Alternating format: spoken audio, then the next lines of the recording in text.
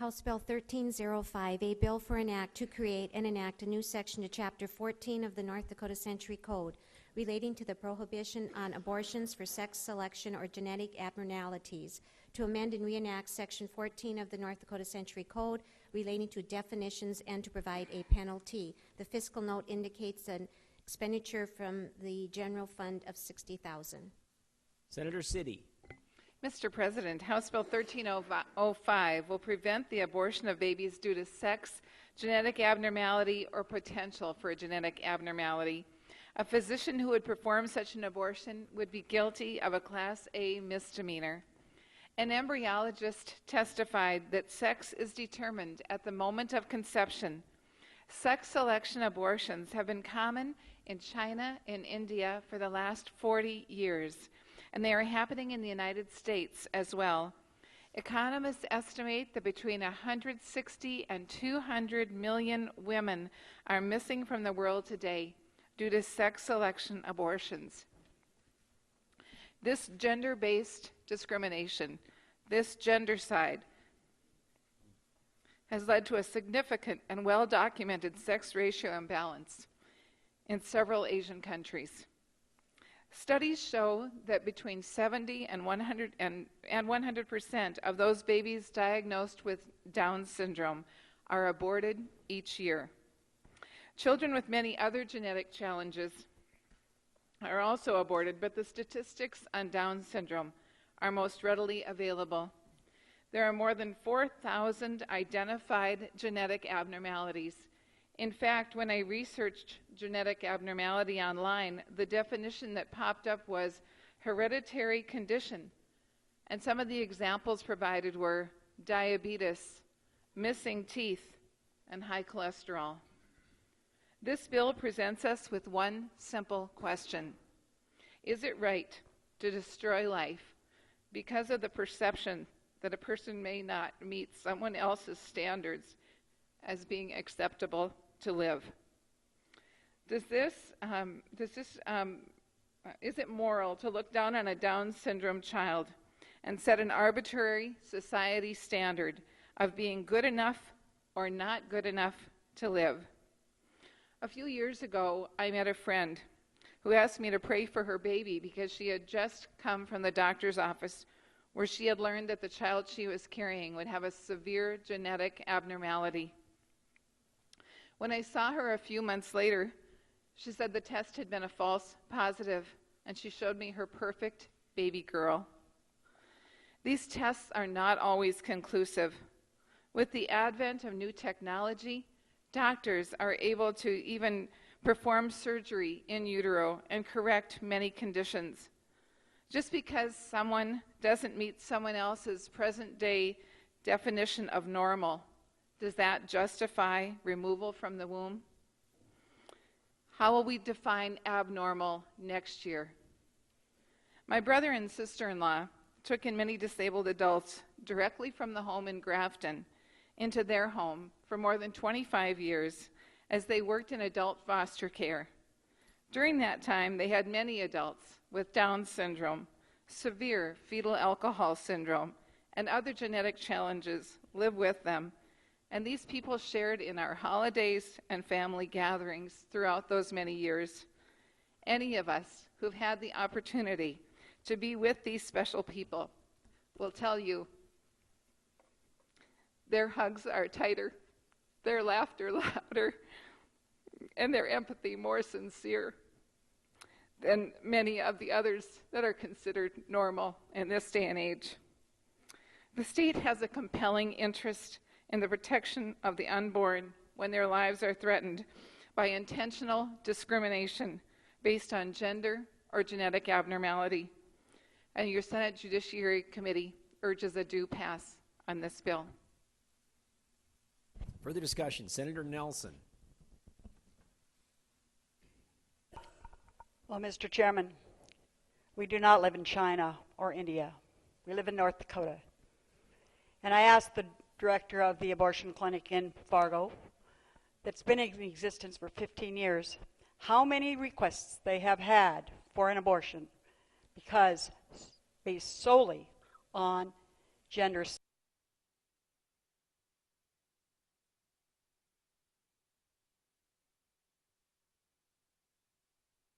selection. None. None in 15 years. This is not a problem in North Dakota. Secondly, in committee I questioned why the definition. Because to me it seems some of these things that are in the definition are not genetic. They are caused by other things. And why was Down syndrome singled out? Down syndrome is probably the most prevalent, but I have a grandson with Pfeiffer syndrome. He's had a cranial vault. He has probably over $2 million worth of medical expenses, and he's only a little over 2 years old. Last week, he learned how to ride a tricycle, and he is just learning to walk with a walker. There are a lot of things here that are not defined correctly, and this is not a problem that we have, and it is not our business. This is a medical decision, and a medical decision is made between the parent, the mother, the doctor, and her God. Senator Schneider. Mr. President, I would move for a division of the question under Senate Rule 319. Specifically, Mr. President, I would ask that the word "or" in line 24 and all of lines 25 and 26. Senator, I'm going to ask you to pause. I'm going to ask you to happy to, Mr. President. walk me through that so that I'm able to concisely restate your division. So go ahead again. Sorry for the interruption. The first division would be starting with the word "or" in line 24, and then conclude with the entirety of lines 25 and 26.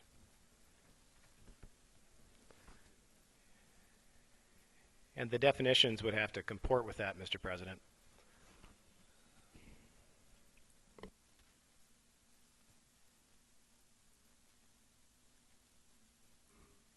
Senator, forgive the President, as this is my first consideration of your division question. I'm looking on page 2 at line 24. Mr. President, my apologies. If I didn't, it's page 4 of the bill. Page if I didn't 4. mention that. All right. Okay. Then restate the division, please. Yes, Mr. President. On page 4, I'd ask that the word "or" in line 24 and the entirety of lines 25 and 26 be considered Division B, with the remainder of the bill considered Division A. Okay. To restate, going to page 4 of the bill that all the senators are reviewing, go to page 4 and go down to line 24. On that line, just taking the word "or," and then the next 2 lines in their entirety, that will be Division B. Senator Schneider, have I stated it correctly?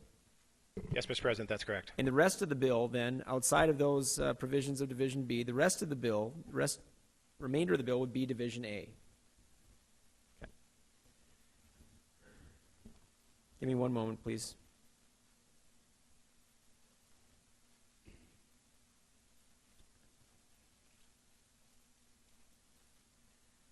President rules that the bill is divisible in the fashion proposed by Senator Schneider.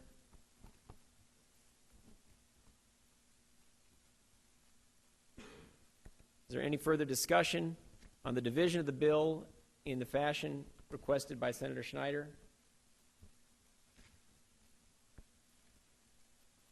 Senator Berry. Mr. President, I would hope that the body would keep both divisions of the bill. I'm encouraging a yes vote on both so that the full bill can stand before the body for a vote. In this situation, to remove the section that discusses those children diagnosed with either a genetic abnormality or a potential genetic abnormality, I think we start to approach the slippery slope of eugenics. At this point, if we start to single out one area, we get into a dangerous area for further precedent. And I think going forward, it would be best to leave these in here as they are so that we don't start determining which individuals make the cut. So again, I would encourage a green vote, that we keep the bill intact, and we vote on it in its entirety on the floor. Any further discussion on Division A? If we're debating first, I guess we can debate both divisions if you make clear in your arguments, I would say to the senators, either Division A or B of the bill. Senator Andrist. Mr. President and members of the Senate, I'm not sure I heard this division correctly. I'm one of them with not youthful years anymore. But I have a question for the carrier. When we're talking about aborting a child for genetic purposes, are we talking about from day one with the morning after pill? Because or whenever in the first week or first 2 weeks, some of us struggle for some kind of middle ground in this continuing abortion debate. And I'm just wondering about if there's a timetable to when you could not perform an abortion for genetic abnormalities. Senator City, do you wish to answer the question? Yes, Mr. President. We heard in committee that the average age of amniocentesis is 18 to 20 weeks, and there are some genetic tests now that are they're getting perfected all the time, and perhaps as early as 10 weeks, there can be some blood tests that could pinpoint some genetic disorders, but that's as low as it goes right now.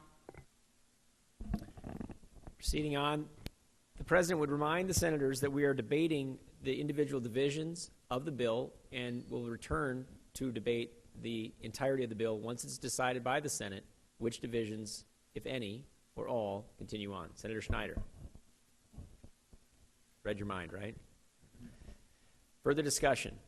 Senator Wansek. Well, Mr. President, I would hope Point that of order. Senator. I think that the president needs to make it clear which division we are discussing, because I think you can't discuss both of them at the same time, can we? Well, I suppose we could. If it would be clear, we could do A and B. Because it's such a small number of lines that are being excised out, if the senators can make it clear. But the president's glad to proceed either way. So we can debate the propriety of Division A and then go to Division B. That would be fine as well. It might make the debate clearer. Perhaps that's the way to proceed. Senator Wansek, apologize for the interruption. Senator Wansek. Well, Mr. President, maybe my comments then would be more appropriate on Division B. We're debating Division A, the proposed Division A of the bill. Is there any further discussion on the proposed Division A of the bill? Senator Sinner. Mr. President, I would just like to make sure that we have a clarification of the difference between A and B. One more time, please. One more time again. Division A, I'll say Division B first because that's what gets pulled out. Go to page 4 of your bill and go down to line 24. The last word on that line is the word or. Beginning there and going through the entirety of line 25 and line 26, that is Division B. Senator Schneider, have I appropriately stated your division, proposed division? Yes, Mr. President. That is Division B. Division A is the remainder of the bill, outside of Division B. And we are still debating Division A, whether it should stay in the bill for further consideration, full consideration, yet today by the Senate. Senator Triplett. Mr. President, on Division A then, the main point is the gender selection piece. And the bill says, notwithstanding any other provision of law, a physician may not intentionally perform or attempt to perform an abortion with knowledge that the pregnant woman is seeking the abortion solely on account of the sex of the unborn child. And we've already heard, Mr. President, from a member of the Judiciary Committee that the testimony was clear that never in the history of North Dakota, to anyone's knowledge, has a physician ever known that a woman was using an abortion for gender selection. We do a lot of things in this legislative body that are not necessary. We pass a lot of bills because someone has a particular notion of something that ought to be required or not required. And I try to call them out when I see them. I did that in a different bill in committee this morning, perfectly innocuous bill, but it just was not necessary. This is one of those bills. As a previous speaker said, we don't live in China. There was a reason that the gender selection problem developed in China. And I suppose you all know what it is, but in case you don't, I'm going to tell you. It happened because the government of China, in an effort to stem an incredible problem, perceived problem with population, overpopulation, made a decision, a rather draconian and horrific decision to limit every couple to one child. One child. The government limited legally the procreation rights of their citizens to one child. Given the culture of China, in which, at least until very recently, and maybe not even yet, I'm not entirely sure, they didn't have similar kinds of situations that we do about government care of the elderly. And so people are expected to take care of their parents in an intergenerational sort of way, and people made the decision that they needed sons so that there would be income to care for themselves in their old age. It is a sad and horrific thing that has happened in China. There is no question about that. But no one in this country has ever suggested that the government has ever considered trying to limit the procreation rights of individuals in this country. And so to suggest that because worldwide there is some kind of gender imbalance means we ought to do something about it in North Dakota is just silly. I mean, there's no other word for it. It's just silly.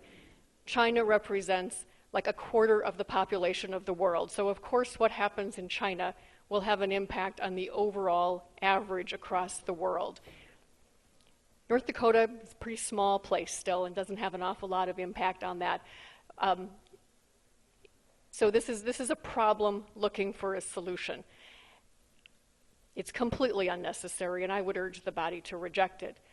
But beyond that, beyond being unnecessary, this bill requires knowledge of what is inside a woman's mind.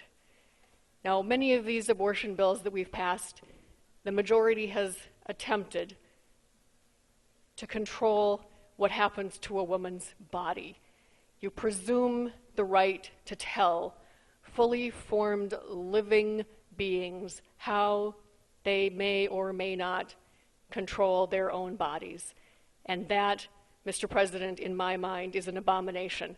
But this goes one step further. Now you're attempting to control their mind. And it doesn't say so in this bill, but for this bill to have any meaning whatever, you're going to need to know what's in that woman's mind.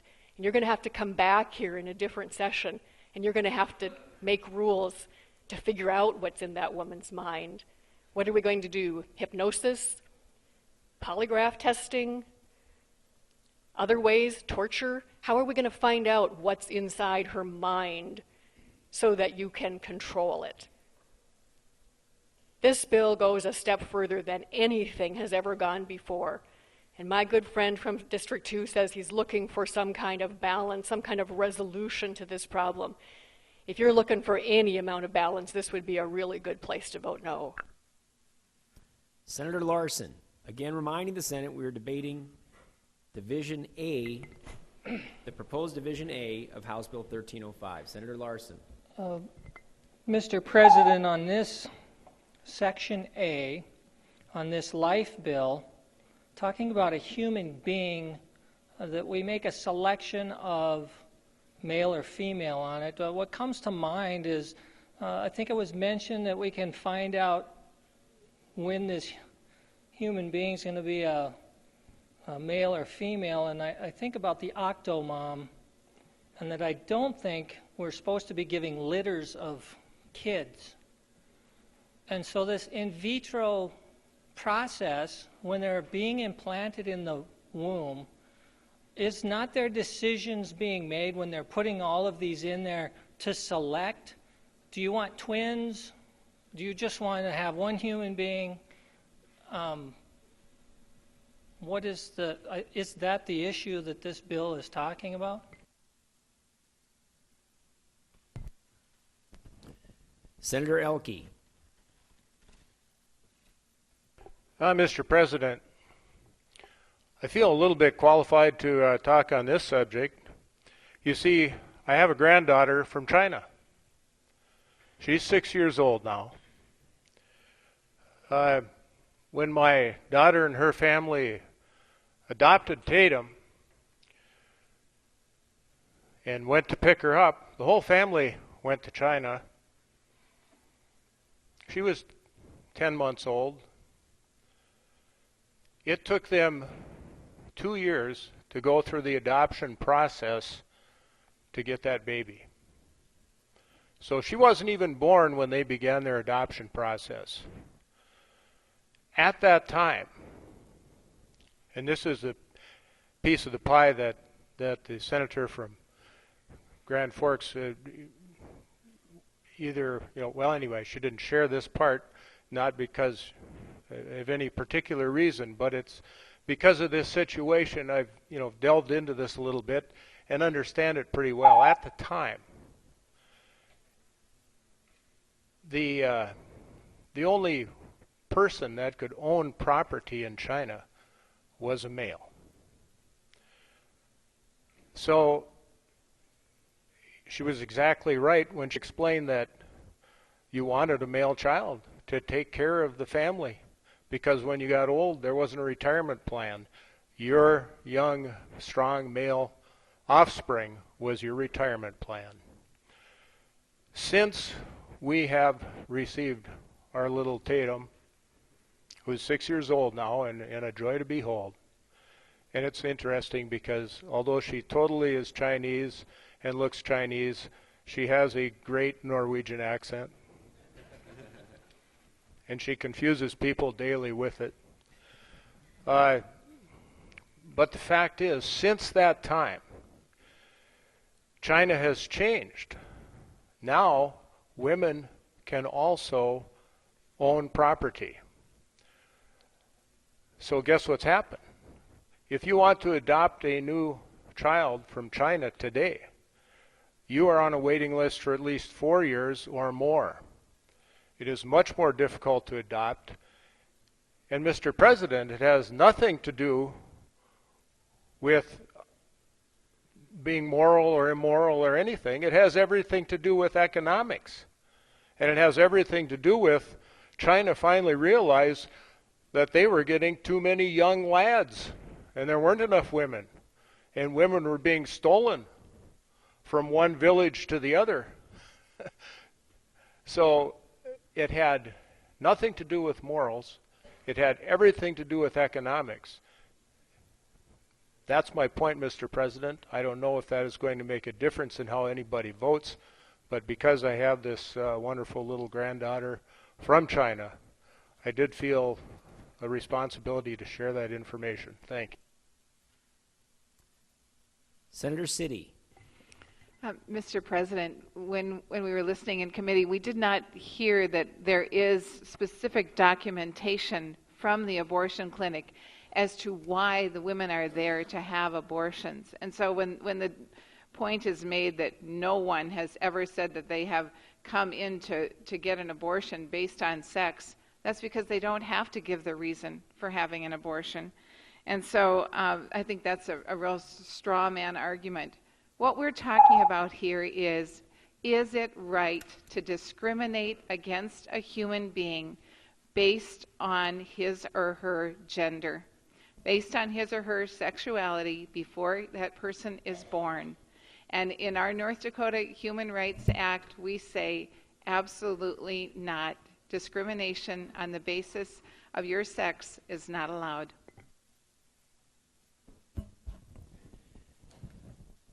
Further discussion as to the proposal for Division B of House Bill 1305.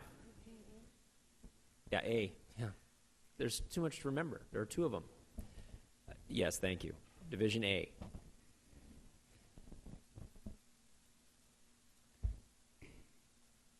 Further discussion? Okay, we will proceed by way of recorded roll call vote because we are debating the division, potential division of a bill, not an amendment. So as to Division A of the bill, as articulated before, and if there's any senator not clear on what is Division A, again, it is all of the bill with the exception of the word or on line 24, and all of line 25, and all of line 26 on page 4. With those exceptions, it is all of the bill. Division A, the question being, should the Senate retain the language of Division A in the bill, House Bill 1305? Would the Secretary please open the key for a recorded roll call vote?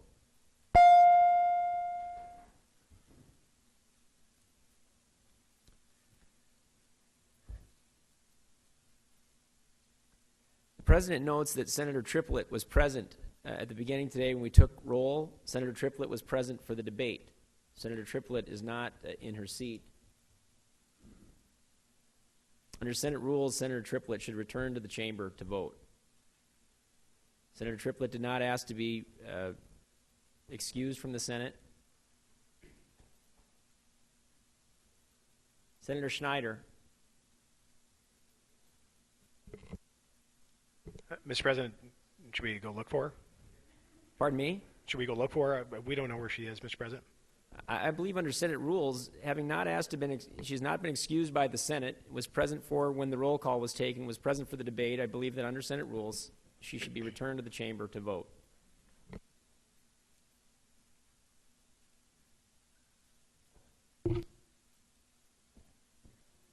Senator Mathern. Mr. President, I believe the Senate rules require a person present in the chamber to vote.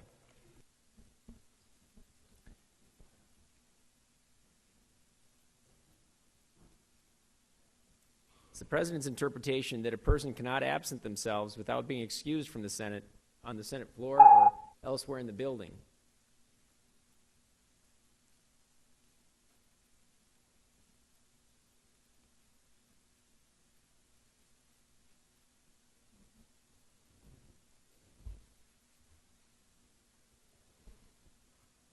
Senator Schneider. May I approach the bench, Your Honor? If you and the Majority Leader like to approach, that'd be fine.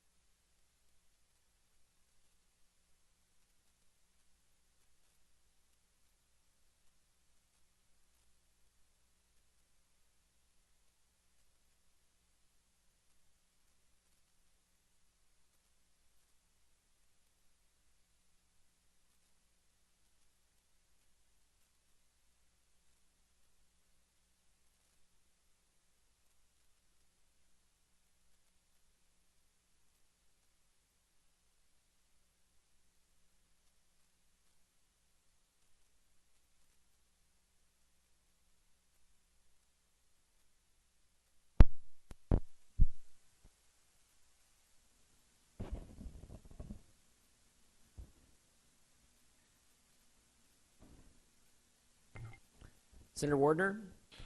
Mr. President, I move that the absent senator from District 18 be excused. Questions on the motion of Senator Warner? As many senators as are in favor, please say aye. Aye. All opposed say nay. The ayes have it. The motion carries. The senator will be excused from voting. We are discussing this matter pursuant to Rule 321, and now the senator will be considered excused by the Senate from voting. That being the question, I'll restate the question. That's not the question. I'll restate it. Does the Senate wish to retain the language of Division A in House Bill 1305? We'll proceed by way of recorded roll call vote. It's still open. All senators have voted. Any senators wishing to change their vote? Secretary will close the key. Final tally on Division A to retain that language for further consideration by the Senate. 37 senators voting yea, 6 senators voting nay. The language of Division A is retained in the bill. Moving now to Division B. Any senators wishing to be heard on Division B? Senator Wanzik. Mr. President, I'm rising in support of the amendments, or the Division B, and I can't help but think of my youngest sister. I know a number of you have heard me talk about her on occasion. She's 42 years old today. She's not my real family blood sister. It started out as a foster program. She was in the Grafton State School at the time when there was a court case ruling that these children had to be mainstream. My parents were willing to take a child in. She came to us when she was 9 months old. And in addition to this, my parents did a lot of foster care, and my mother also worked and did respite care. So as children growing up, we had a lot of opportunity to be around and familiarized with a number of children that had disorders or genetic disorders or Down syndrome or things of that nature. And when I think of my sister, you know, many people often say that's sure a nice thing that your family did for her. But I would tell you today that my sister probably did more for us than we did for her. She taught us a lot about life, a lot about priorities, a lot about how to love and care for other people. She's the only one of my siblings who remembers my birthday, our anniversary. Every one of my brothers and sisters will say the same thing. Gail never forgets any of our special occasions. A lot of people in the community know her very well. Very loving, very special.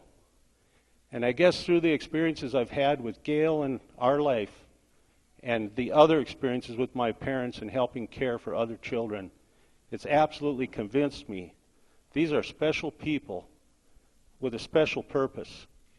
They're not just here by happenstance. I just cannot let this go by without standing up and expressing those feelings that I just shared with you. So I'd appreciate it if you consider voting for amendments, or Division B, Mr. President. Further discussion on Division B. Senator Warner. Thank you, Mr. President. I'm uncomfortable bringing a personal note to this conversation. We are discussing policy, but I do want to share with you one story from my past. About 8 years ago, my daughter was pregnant. She and her husband were expecting, with great joy, a little baby. About 4 months into that pregnancy, they discovered that the baby's brain was developing on the outside of its cranium. My daughter was a convert to Catholicism, as is my son-in-law. And they made, in consultations with their priest, they made a decision to abort that baby. The doctors had said it would likely be delivered at term, but would die within minutes on the delivery table. A little over a year after that, she became pregnant again, this time with twin girls, who are absolutely wonderful, beautiful little daughters, active in gymnastics in the first grade now. I cannot think of anything more cruel than for the state to require that first pregnancy to being carried to term and watch my grandchild die on the delivery table. 5 months of carrying a child you knew was going to die, of 5 months of explaining to people that, yes, you're pregnant, but there won't be a baby. I would urge a no vote on Division B. Senator Nelson. Mr. President, the two previous speakers have given very good reasons on why we should not be involved in the decision. And because we are on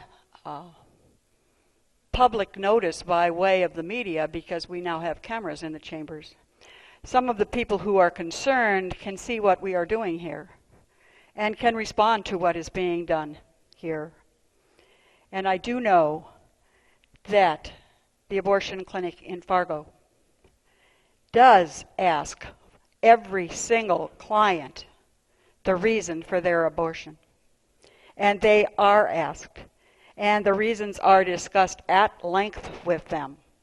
And all you need to do is talk to their director to find out that that is true.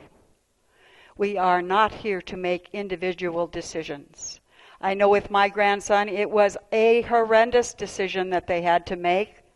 They knew their child from early on was going to be different. He is lovable. But they were given an option early on of whether or not they wanted to carry through with this decision.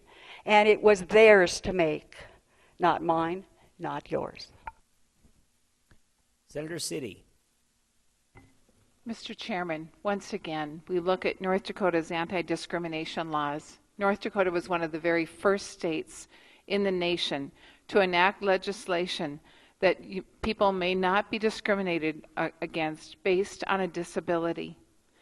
I just ask you this. If you believe that you want to vote no on Division B, what will be your response the next time you encounter a person with Down syndrome? What will be their response when they look at the news and they see that in North Dakota, people believe that it's all right to discriminate based upon a genetic difference, a genetic challenge? I urge that you'll vote yes to keep Division B in this bill. Senator Mathern. Thank you, Mr. President. The story relayed by the senator from District 29 highlighted for me the fact that this isn't just about today that we're talking. Basically, this raises the issue of the consistency of the ethics of life. And whether we're talking about war, or talking about foster care programs, or talking about institutions that care for people, there are needs. There are great needs. And I just believe that it's important that when we vote,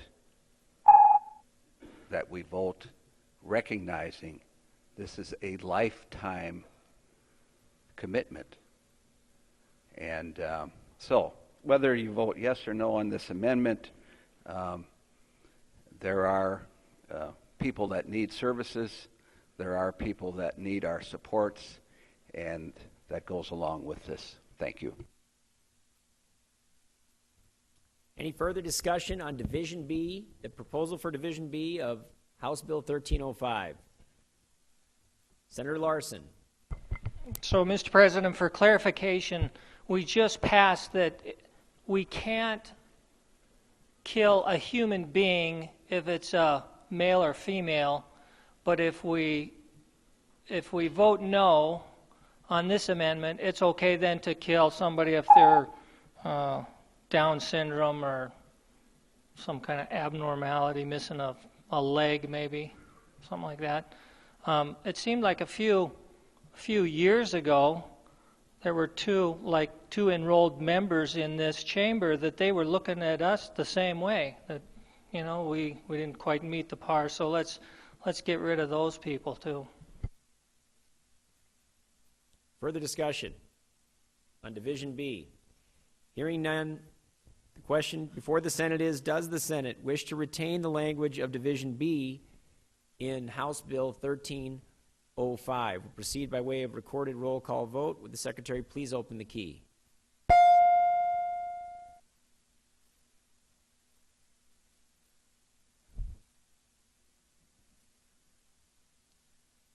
All senators have voted. Any senator wishing to change their vote? Secretary, close the key. Division B, the question of Division B, there are 27 senators voting yea, 15 senators voting nay. The language of Division B is retained.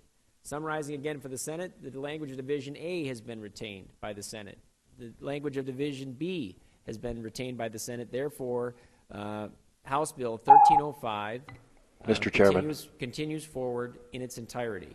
Mr. Chairman, in the roll call vote, one senator's can vote. Can you wait to be acknowledged, please, Senator? Senator Sinner.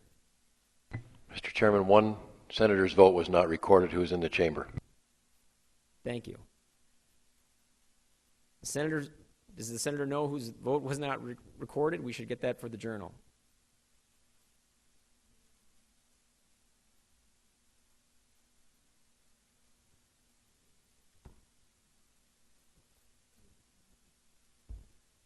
Senator Andrus' vote was not recorded.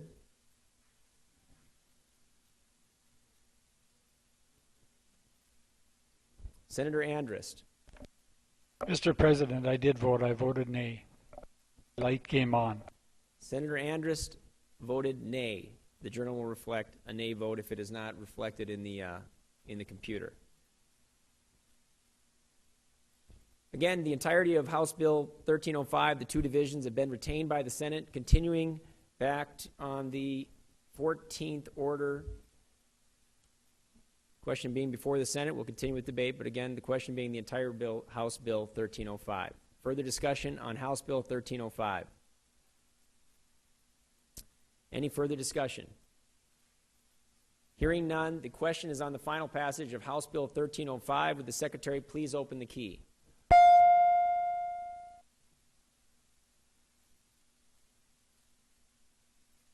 All senators have voted. Any senator wishing to change their vote? Secretary will close the key. Final tally on House Bill 1305 reveals 27 senators voting yea, 15 senators voting nay, 5 senators absent and not voting. The bill is passed. Continuing on the 14th order, next matter, House Bill 14.